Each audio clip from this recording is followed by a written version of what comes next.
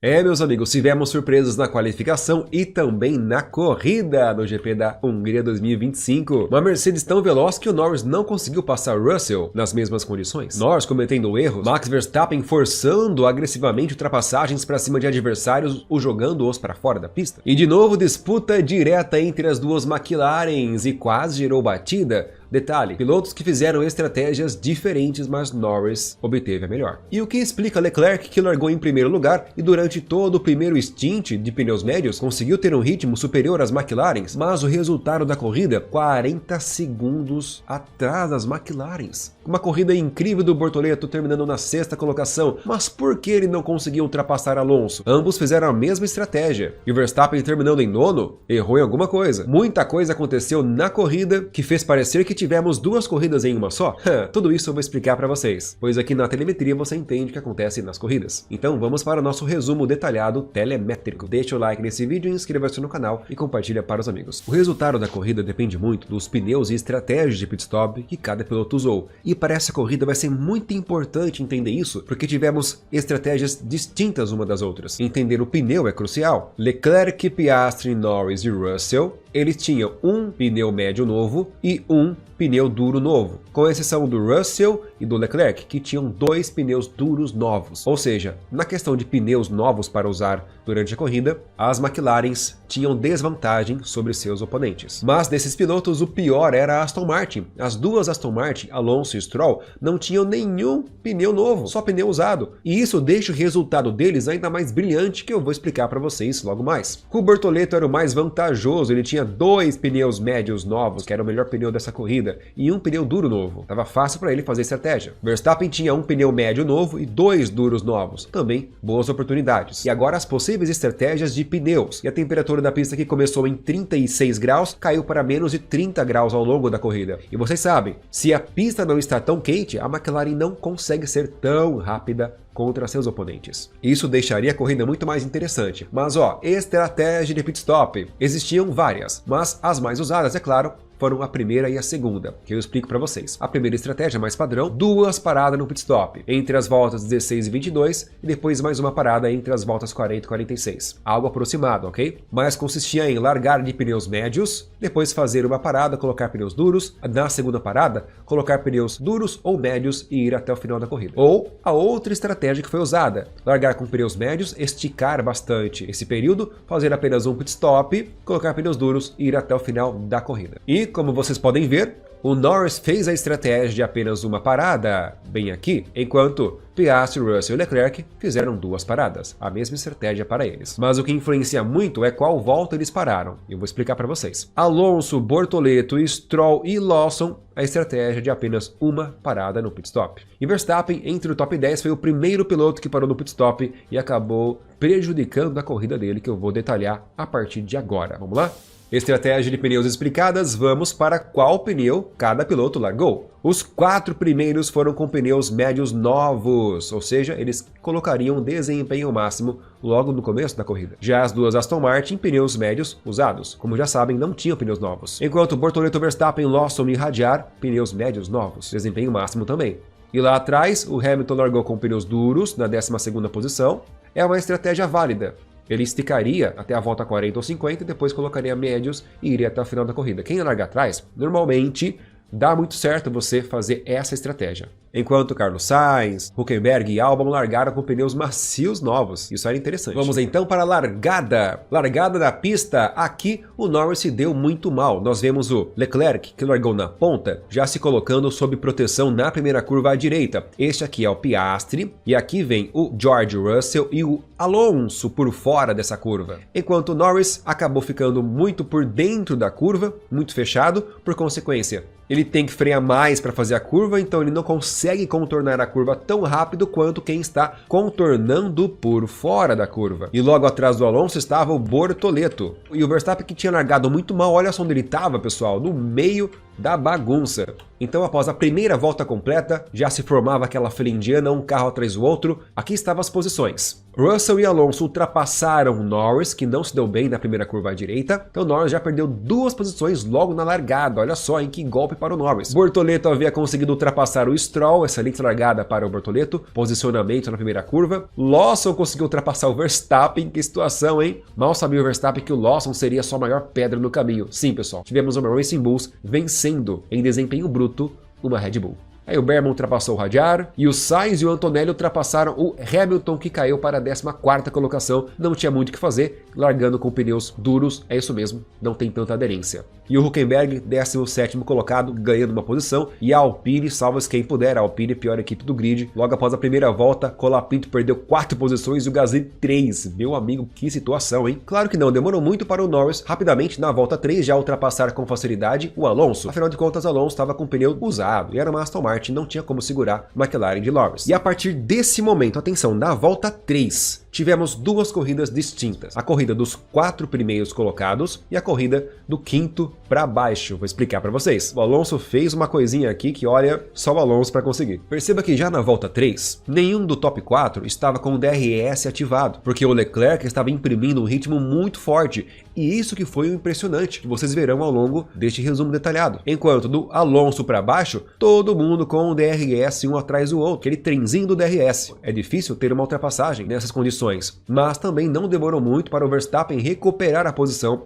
que ele havia perdido logo na largada para cima do Lawson. Então Verstappen já em 8º colocado mais uma vez. Volta 4, Leclerc de novo é o mais rápido da corrida e tá puxando muito bem a fila atrás dele. Olha o ritmo que o Leclerc estava imprimindo. Enquanto o Alonso já estava rodando mais de 1 segundo mais lento que o top 4. E o Verstappen, na pressão, conseguiu ultrapassar o Stroll. O Verstappen sabia que o Stroll estava com pneus usados, mas a Aston Martin é muito veloz na reta. Então o que ele fez? Atacava nas curvas. E olha, sem dúvidas, Verstappen foi o piloto mais agressivo durante a corrida inteira, forçando ultrapassagens em pontos inimagináveis, principalmente nessa curva aqui ou na próxima, logo a seguir. Pois é, ele não esperava o DRS ativar não. Volta 5, Leclerc de novo mais rápido de todos, colocando 2 segundos na frente do Piastri. E o Alonso continuava 1 segundo mais lento que o top 4, já ficando a 2 segundos atrás do Norris. E aqui começa o grande dilema do Bortoleto. Repare que o Bortoleto estava a 2 décimos apenas do Alonso. Pois é, o Bortoleto já tentava ultrapassar o Alonso, porém o Bortoleto não conseguia a aproximação suficiente do Alonso nas retas, porque a Aston Martin era muito veloz, e quem estava atrás do Bortoleto, atacando ele, Max Verstappen. E ele estava agressivo. Tanto o Bortoleto quanto o Verstappen sabiam que ambos precisavam ultrapassar o quanto antes Alonso, pois Alonso estava muito lento na pista, por causa dos pneus médios usados. Mas estamos falando do Alonso. Não vai vender barato essa posição. Vamos adiantar a corrida para a volta 10. Leclerc ainda em plena liderança, com quase 3 segundos na frente do Piastri. O Norris se aproximou do Russell e vem forte, fazendo voltas rápidas. Queria ultrapassar, mas não conseguia. Russell fazia uma linha nas últimas curvas que deixava seu carro em alta velocidade. E Norris, mesmo com o DRS vácuo, não conseguia colocar de lado para ultrapassá-lo. Norris ficou bravo, tanto que em certo momento o engenheiro falou para o Norris que ele poderia ganhar tempo na curva 2 e 3, mas Norris rebateu o engenheiro dizendo que o problema dele não é na curva 2 e 3, é nas últimas curvas que ele não consegue sair próximo o suficiente do Russell para com o DRS ultrapassá-lo. A frustração de Norris em não conseguir ultrapassar a Mercedes e Russell era evidente e preocupante. Seguindo então para a outra parte da corrida, Alonso ainda em 9º colocado, Bortoleto ainda em 6º, a 5 voltas tentando ultrapassar o Alonso, e o Verstappen a 5 voltas tentando ultrapassar Bortoleto, e o Stroll tentando pegar alguma casquinha do que sobrasse. Todo mundo atrás do Alonso estava no trenzinho do DRS. O Alonso estava fazendo uma administração perfeita do seu ritmo de corrida, mesmo rodando quase 2 segundos mais lento do que os adversários à frente, de pneus tecnicamente mais lentos que os adversários à sua retaguarda. Mesmo assim, ninguém conseguia ultrapassá-lo. Assim estava a corrida, Leclerc liderando com folga, Piastri, Russell e Norris logo atrás, e em outra parte vinha Alonso segurando todo o restante do pelotão. Incrível. Vamos para a volta 17, pois da 10ª até a 17ª, nada mudou. O Norris continuou atrás do George Russell sem conseguir ultrapassá-lo, o Alonso já estava a 11 segundos do Norris, e olha só que macaco velho é esse Alonso, com perdão do jargão. O Bortoleto desistiu de tentar ultrapassar o Alonso. Então o que o Bortoleto fez? Segurou seu ritmo, pois não é inteligente ficar atrás de um carro por muito tempo. Por quê? Quem assiste nossos vídeos já sabe, o pneu acaba se desgastando muito rápido se você fica atrás de outro carro à sua frente. Turbulência, vento quente, temperatura, o gerenciamento do pneu fica um caos. Então o Bortoleto, da volta 10 até a volta 17, deixou um pouco de espaço para pegar um pouco de ar limpo no seu carro, o Verstappen fez a mesma coisa e o Stroll também. E aí que o Alonso viu que os adversários na sua retaguarda tiraram o pé, o que o Alonso fez? Começa a fazer a volta rápida. Olha isso, cara. 1 segundo mais rápido que o Bortoleto. Ou seja, Alonso propositalmente estava virando quase 1 segundo mais lento só para poupar o seu pneu e mesmo assim conseguia se manter na quinta colocação, ninguém ultrapassava ele. Agora eu parei na volta 17, pois esta vai ser a última volta do primeiro stint. Sim, primeiro stint, primeiro período. O Verstappen, do top 10, foi o primeiro carro que fez o pit stop. Atenção, o Verstappen para na volta 17, sai do pit stop na volta 18, em 16º colocado. Isso aqui complicou muito a vida dele, voltou com pneus duros novos. Na volta 19, Piastri, que era o segundo colocado, faz seu pit stop e volta com pneus duros usados. E se o Piastri fez a sua parada, o que acontece? Ele provoca a parada dos outros pilotos, Leclerc e Russell, que estavam em disputa direta. Pois o Piastri, parando mais cedo, ele faz o famoso undercut. Ele volta com pneus em melhores condições e fica muito mais rápido que os outros pilotos na pista. Então, sem perder tempo, logo na volta seguinte, Russell e Leclerc também fazem suas paradas. Russell se deu mal, voltou atrás do Bortoleto, e o Leclerc, que estava mais na frente, voltou na terceira colocação, pouco mais de 1 segundo na frente do Piastri. A diferença é que o Leclerc voltou com pneus duros novos, então ele tem vantagem técnica sobre o Piastri, que estava com pneu usado. E o Norris não fez a parada. Em momentos antes, os engenheiros já conversavam bastante com seus pilotos, com Piastri e com Norris, sobre qual estratégia adotariam. E sobre essa questão de conversa com o engenheiro e equipe, a partir desse momento, começa um dilema de novo envolvendo a equipe Ferrari e seu piloto Leclerc. Já vou falar mais sobre isso. Lembra que eu falei para vocês que piloto que para antes volta mais rápido? Pois é, quem era mais rápido na pista nesse momento era o Verstappen, virando 21.3 temporal, enquanto seus adversários diretos que não tinham parado ainda, virava 23.6, 22.9, 23.4, muito mais lento que o Verstappen. Verstappen tinha que andar muito rápido e ultrapassar toda essa galera para recuperar a sua posição original.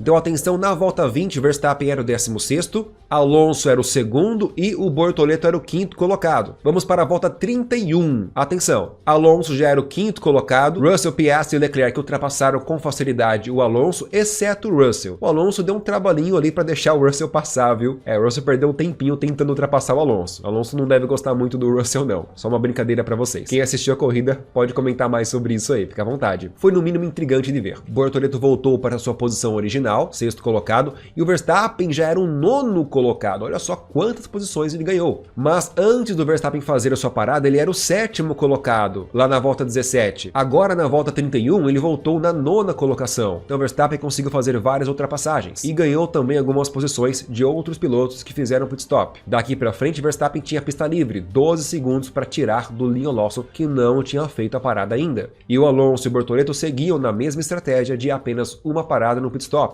O mesmo varia para Norris, que seguia na estratégia de apenas uma parada no pit stop. Nesse momento da corrida, o engenheiro perguntou para o Norris: Norris, se você colocar o pneu duro, vai ter que completar mais de 40 voltas. Tudo bem com você? Aí Norris respondeu: tudo bem, fazer o quê? Aceitou. Enquanto isso, o engenheiro do Piastri pergunta para ele se ele quer disputar com Leclerc ou disputar com Norris na estratégia dos pneus. E o Piastri, sem titubear, fala que quer disputar com Norris. E enquanto isso, a novela da equipe Ferrari com o Leclerc acontecia ao vivo pra gente. O Leclerc passou praticamente uma volta inteira com o botão do rádio apertado, tanto que ele perdeu 2 segundos no tempo dessa volta para mandar uma dissertação. E antes de mandar esse áudio gigantesco, ele já estava discutindo com sua equipe sobre estratégia. E depois ele enviou isso dizendo que isso é muito frustrante, perdemos toda a competitividade. Se vocês tivessem me ouvido, eu teria encontrado uma forma diferente de lidar com esses problemas. Agora o carro está simplesmente inguiável. Inguiável! Cara, vai ser um milagre se ainda terminarmos no pódio, disse Leclerc no seu rádio. Então, enquanto a McLaren pensava em estratégia para seus pilotos, o Leclerc discutia severamente com sua equipe no meio da corrida, já considerando que ele não conseguiria nem chegar no pódio, o que nesse momento era um pouco improvável, mas talvez ele sabia de algo que nós não sabíamos, meros espectadores. Volta 35, Norris já tinha feito seu primeiro e único pit stop na corrida. Na volta 32, ele voltou com pneus duros usados, mas com poucas voltas, 4 voltinhas apenas. E é claro, por ter um pneu menos rodado que os adversários do top 4, ele voltou a fazer o quê? A volta mais rápida. E o interessante é que ele tinha pista livre pela frente, estava 8 segundos atrás do Russell. Marquem esse número, 8 segundos atrás do Russell na volta 35. Russell 8 segundos atrás do Piastri e o Piastri 2 segundinhos atrás do Leclerc. Então o Leclerc ainda estava conseguindo imprimir um bom ritmo e mesmo assim estava muito descontente com a Ferrari. Bortoleto ainda em sexto colocado a 7 segundos atrás do Alonso. Stroll, Lawson e Verstappen. Atenção, Verstappen no meio da corrida atrás do Liam Lawson, 7 segundos atrás, ok? Agora atenção no top 4, esta aqui é a volta 35, vamos para a volta 43. 7 voltas depois apenas. Norris, que estava a 8 segundos do Russell, agora estava atacando o George Russell. E o Leclerc, que estava em primeiro colocado, fez o seu último pit stop, segundo, e voltou com pneus duros novos, fazendo volta rápida na corrida. Mas a volta mais rápida do Leclerc ainda era mais lenta do que a volta normal do Norris, mesmo com pneus bem mais usados. E o George Russell, que na volta 35 estava a 8 segundos do Piastri, na volta 43 estava a 10 segundos. Obviamente, o Russell, mesmo com pneu novo, não tinha ritmo para acompanhar Piastri. Agora atenção para Alonso e Bortoleto, o restante do pelotão. Ambos os pilotos pararam no pit stop. Alonso parou uma volta antes do Bortoleto. E na volta 43, praticamente nada tinha mudado. Alonso em sexto, Bortoleto em sétimo, Stroll em oitavo. Hamilton estava em nono, mas ele estava fazendo seu pit stop. E o Verstappen era o quinto colocado, mas ele ainda pararia mais uma vez. Só que aqui tem uma curiosidade. No pit stop do Leclerc tem uma curiosidade muito grande. Eu explico. A McLaren ameaçou fazer o pit stop do Piastri. E a corrida do Leclerc, nesse momento, na volta 40, era Leclerc contra Piastri. Piastri estava a 1,5 segundos atrás do Leclerc. Se o Piastri parasse antes, ele voltaria com pneus mais novos e seria muito mais rápido. Famoso undercut. Então a McLaren foi pro pit lane se preparar para a parada do Piastri, mas quem parou foi o Leclerc. Então o que a Ferrari fez? Chamou o Leclerc imediatamente para o pit stop, para se defender de um possível undercut do Piastri. Mas acontece que o Piastri não parou. Eles blefaram e o Leclerc foi para o pit stop. Olha o Piastri ali, ó, passando na pista e o Leclerc parado. Essa situação expôs ainda mais o Leclerc, porque ele estava com pneus duros de 21 voltas apenas. Pessoal, 21 voltas, o pneu médio dura isso com facilidade. Então o blefe da McLaren acertou em cheio o Leclerc, pois não faria sentido pararem ele com apenas 21 voltas, entregando ele para a pista com um outro pneu duro novo para rodar mais 28 voltas que restavam até terminar a corrida. Então é claro que o Leclerc voltou para a pista forçando o seu ritmo para tentar alcançar o Norris, pois aqui já era claro, o Norris não parava mais. O Leclerc voltou para a pista 6 segundos atrás do Norris. Ele tinha que tirar esses 6 segundos se quisesse disputar o pódio. Mas nesse momento, Leclerc já tinha discutido com a sua equipe, dizendo que seria difícil conquistar o pódio, porque o carro estava inguiável. A telemetria, no final do vídeo que eu vou analisar com vocês, vai complementar as informações da Ferrari. Volta 47, Piastri e Russell. O top 4 já não mudava mais nada. Todo mundo já tinha feito sua última parada. Russell voltou a 4 segundos atrás do Piastri. O Piastri, por sua vez, 3 segundos atrás do Leclerc. Mas o Leclerc, que na volta 43 estava 6 segundos do Norris, na volta 47 já estava 7 segundos e meio. Não tinha ritmo para alcançar o Norris. Bortoleto, com pneus novos, estava se aproximando de Alonso na volta 47. Volta 51, Piastri alcança com facilidade Leclerc e vai ao ataque. E o Verstappen fez o seu último pit stop, voltando para a 9ª colocação, a 3,8 segundos atrás do Liam Lawson. Com pneus novos, tinha condições de seguir em frente. E foi na volta 51 ainda que Piastri ultrapassou o Leclerc por fora. Leclerc se movimentou, mas não teve como. Uma ultrapassagem bonita por fora, contornando toda a primeira curva por fora e mesmo assim conseguiu sair muito mais rápido. O carro do Leclerc estava sem ritmo. Nesse momento, o Russell estava a 6 segundos do Leclerc. Lembramos, essa é a volta 51. Volta 60, Russell alcança o Leclerc aqui, começa uma disputa agressiva. E o Leclerc já estava a 15 segundos atrás do Piastri, tudo isso em menos de 10 voltas. Vocês têm noção, pessoal, que o Piastri rodou quase 2 segundos mais rápido que o Leclerc por volta? Enquanto isso, lá o Bortoleto e o Alonso, restando 10 voltas para o final. O Bortoleto, pessoal, depois que ele fez o pit stop junto com o Alonso praticamente, tentou se aproximar e atacar o Alonso, só que ele não conseguiu nem pegar o DRS do Alonso. Então ele começou a degradar muito seu pneu. Então o que o Bortoleto combinou com a equipe dele? Ó, esquece o Alonso, ele tá conseguindo manter um bom ritmo de corrida e poupando os pneus, pois não tinha ninguém na frente do Alonso. Então ele tinha vantagem sobre isso. Então deixa uma distância aí segura para o Alonso, para você resfriar seus pneus, para se proteger de um eventual ataque de quem vem por trás. E foi isso que ele fez. Por outro lado, o Verstappen já tinha alcançado o Liam Lawson, estava atacando o Lawson com o DRS ativado. O Lawson não tinha DRS do Stroll, então estava fácil para o Verstappen passar o Lawson, não estava? Não estava? Acho que não.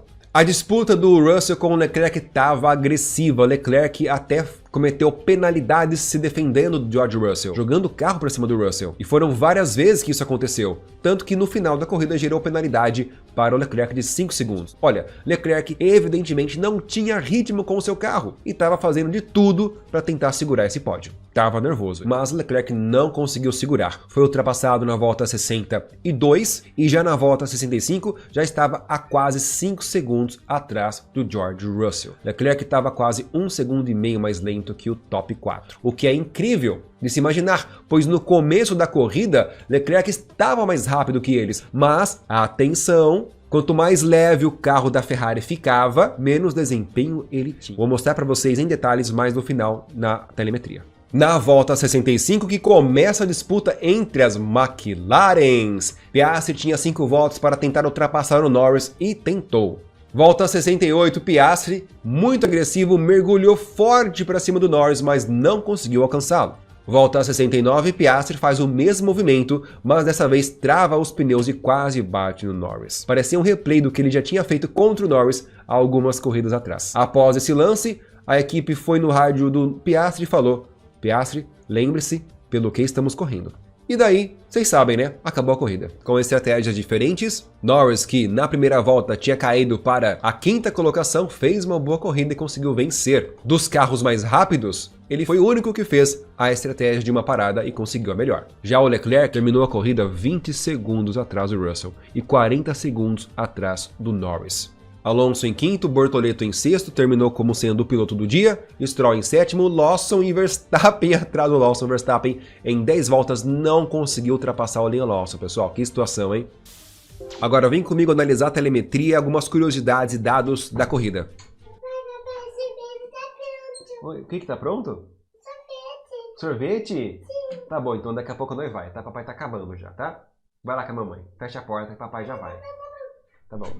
Aqui claramente é perceptível o ritmo do top 4 com o restante do grid. Quanto mais baixo estiver essas linhas, mais rápido os pilotos. Nós vemos esta linha vermelha, o Leclerc constantemente sendo mais rápido do top 4. No segundo stint, depois do primeiro pit stop, quando o Leclerc colocou os pneus duros, nós ainda vemos os riscos do Leclerc entre os mais baixos e o risco do Norris entre os mais altos. O que era óbvio, o Norris ele acabou alongando mais seu stint com pneus usados, enquanto os outros 3 pilotos estavam com pneus novos. Mas aí vem o problema. O último stint. O carro do Leclerc, apesar de estar com pneu novo, estava com pouco combustível. O carro estava mais leve, por consequência, estava mais alto a altura do carro, mudando muito a geometria do carro. Então o Leclerc passou a ser muito lento na sua volta. Agora, olhando nessa imagem mais aberta, olha o quanto que o Leclerc perdeu o ritmo. Esse fenômeno não é tão comum na Fórmula 1, mas mostra que o carro não tem equilíbrio suficiente. Muda muito o comportamento quando está com 100 kg a mais de combustível e quando está com 90 kg a menos de combustível. E vocês lembram da grande discussão que o Leclerc teve com a sua equipe?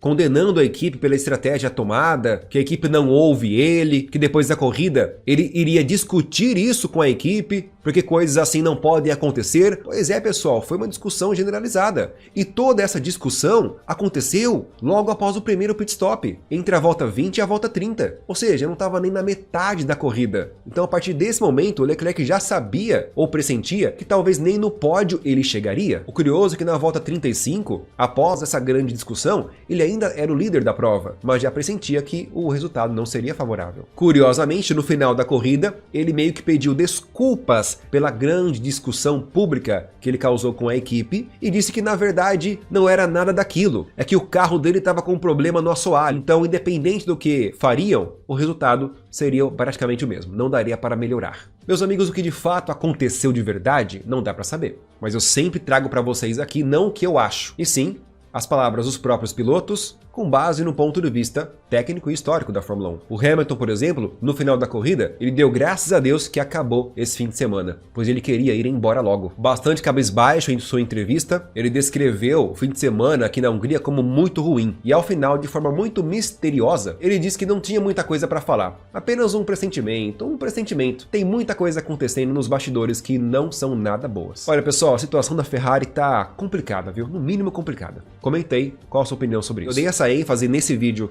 para a questão da Ferrari, porque realmente foi muito estranho. Um piloto que começou mais rápido que a McLaren no primeiro stint, no segundo stint continuou muito rápido, e no terceiro stint o carro perdeu o desempenho. Discutiu com a equipe no meio da corrida, no final ele desmentiu ele mesmo, e os dois pilotos saíram com um desempenho muito abaixo do esperado. Bom, vamos lá. Ritmo de corrida, o Piastri foi o mais rápido, o Norris 1 décimo atrás, o Russell quase 3 décimos atrás, e o Leclerc acabou sendo tão lento no final que ficou meio segundo atrás. Verstappen, com sua estratégia de 2 paradas, conseguiu manter um bom ritmo, ficando ali 9 décimos e meio atrás. Bem próximo do Alonso, hein? Quem diria, hein, pessoal? Red Bull com um ritmo parecido com o da Aston Martin. Novos tempos. Aqui nós temos um motivo muito claro do Bortoleto não ter conseguido ultrapassar o Alonso. O Bortoleto estava com muito downforce em seu carro, tanto que mesmo com o DRS, entre todos os carros que usaram DRS, o Bortoleto foi o que atingiu a menor velocidade. Por isso não dava para ultrapassar o Alonso nem nas curvas e muito menos na reta, pois não tinha velocidade para alcançar.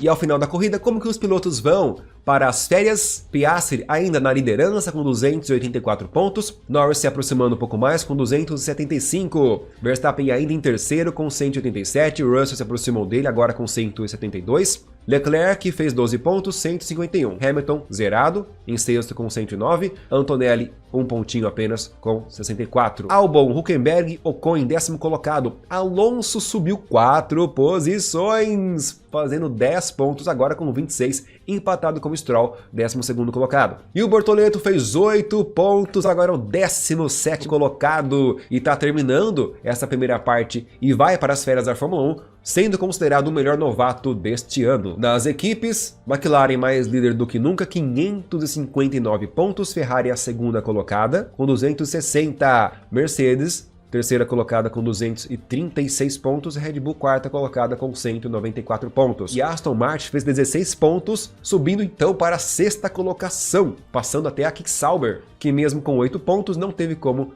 vencer o avanço muito forte da Aston Martin. E no final, a cereja do bolo, a entrevista do Bortoleto, quais foram as palavras dele? Vamos lá? Olha, vou ser bem sério, não foi fácil, principalmente ter o Max atrás e o Fernando logo ali na frente, porque o Max igual um cachorro louco ali tentando passar de todas as maneiras ir pra frente, o Fernando atrás, na minha frente ali, literalmente me freando no primeiro e no segundo setor para eu gastar os pneus, experiência, ele sabe muito bem o que ele tá fazendo, e aí ele só acelerava no setor 3, e aí ele conseguia abrir o suficiente para não passar ele na reta, então tinha um cara atrás tentando passar igual louco, e eu tinha que meio que cuidar dos dois ali, não podia ser ultrapassado, tentava passar, então foi uma corrida bem louca, mas depois que estabilizou ali, eu consegui colocar um ritmo meu e sem basicamente ninguém atrapalhando na frente, ou tentando fazer nada de estranho, foi uma corrida incrível e eu me diverti muito e, pô, sexto colocado, acho que nem sonhando no começo da temporada eu imaginaria que a gente poderia estar lutando por esse tipo de posição. Agora, como é que você viu o momento que, não sei se você chegou a pensar nisso, assim, eu vou passar o Fernando, eu tenho pneu para isso, porque eu ouvia você dizendo que os pneus estavam bons, até melhorando. Olha, ou você falou, não, no segundo stint, bom, eu achava que eu estava conseguindo chegar perto dele, que, pô, eu estava bem de pneu duro ali, mas na hora que ele decidiu acelerar mesmo, ele conseguiu abrir, sei lá, 2, 3 décimos por volta e eu não consegui ter ritmo para acompanhar ele. Mas assim, vendo o Aston Martin esse final de semana, eles estavam muito bem. O Fernando ficou 1 décimo da pole ontem, o Lance estava logo ali com ele também. Então, só de eu ter conseguido uma posição em cima do Lance já é algo extremamente positivo, porque eu acho que a gente fez mais do que dava realmente hoje. Acho que foi uma ótima corrida nesse sentido e eu fiquei muito feliz. Eu desgastei muito o pneu por conta que ele estava tirando o pé no setor 1 e 2, eu não sabia se era ritmo que ele não tinha ou se ele estava fazendo aquilo de propósito, não dava para entender, porque ele faz de uma maneira muito bem feita. Então, e aí quando ele realmente decidiu acelerar, eu falei, ele estava fazendo de propósito, porque ele sumiu, e uma volta para outra ele abriu tipo 1 segundo a mais e foi indo, e depois só no meu final do meu stint que eu consegui estender, porque eu mantive os pneus muito bem. Eu consegui acompanhar o ritmo dele. Ele estava longe, mas estava no mesmo ritmo de velocidade ali. Mas eu acho que isso é um aprendizado. É a experiência que o cara tem de saber onde tirar o pé, onde acelerar, como não ser ultrapassado. E é genial isso. Eita, legal demais, né, pessoal? E já abro para a participação de vocês. Tem mais alguma informação sobre a corrida ou os bastidores da corrida que você pode... Olha, que linda que você tá! Ai, meu Deus. Vamos tomar sorvete? Sim! Tá bom, vamos tomar sorvete então, vai. Vai lá que o papai já vai, tá bom? Papai já vai, né, linda? Como eu estava dizendo, tem mais alguma informação sobre a corrida dos bastidores que você pode agregar? Comenta aí nos comentários, fica à vontade para complementar o nosso conteúdo. Deixa o like nesse vídeo, inscreva-se no canal e compartilha para os amigos. E agora eu vou levar minha filha pro parquinho. Depois vou erguer uma pipa rosa de 1 metro que eu comprei para ela. Vamos lá! Deus abençoe, pessoal.